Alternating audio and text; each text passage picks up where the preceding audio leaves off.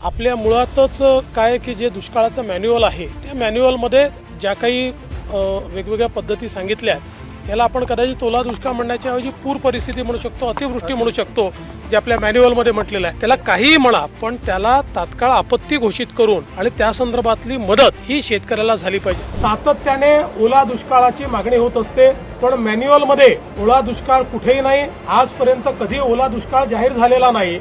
तथापि आम्ही हा निर्णय घेतला की ज्यावेळी दुष्काळ पडतो त्यावेळी ज्या ज्या उपाययोजना आणि सवलती आपण देतो त्या सगळ्या सवलती आता यालाही म्हणजे दुष्काळात ज्याला टंचाई म्हणतो आपण, तशाच प्रकारची दुष्काळी टंचाई पडली आहे असं समजून त्या सगळ्या सवलती याही वेळी लागू करण्याचा निर्णय हा राज्याच्या मंत्रिमंडळाने घेतलेला आहे. त्यामुळे जी काही मागणी होती की त्यावेळच्या सवलती लागू झाल्या पाहिजेत किंवा ओला दुष्काळ जाहीर करायचा अर्थच तो असतो की त्या सवलती लागू करा, तशा सगळ्या सवलती या लागू करण्याचा निर्णय हा राज्याच्या मंत्रिमंडळाने घेतलेला आहे. आपल्याकडे काय होतं, अनेकदा शब्दाचा खेळ चालतो.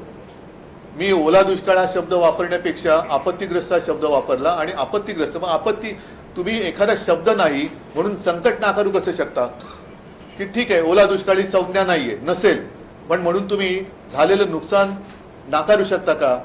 आणि ओला दुष्काळ ही जर का संज्ञा नसेल तर मग मला असं वाटतं की काही वेळेला माणसांच्या पदाप्रमाणे शब्द बदलतात का, की काही शब्द ते ज्या पदावर असतात तेव्हा ते शब्द अस्तित्वात येतात आणि पदानंतर दुसऱ्या पदावर गेले ते शब्द नाहीसे होतात, असं काय आहे का?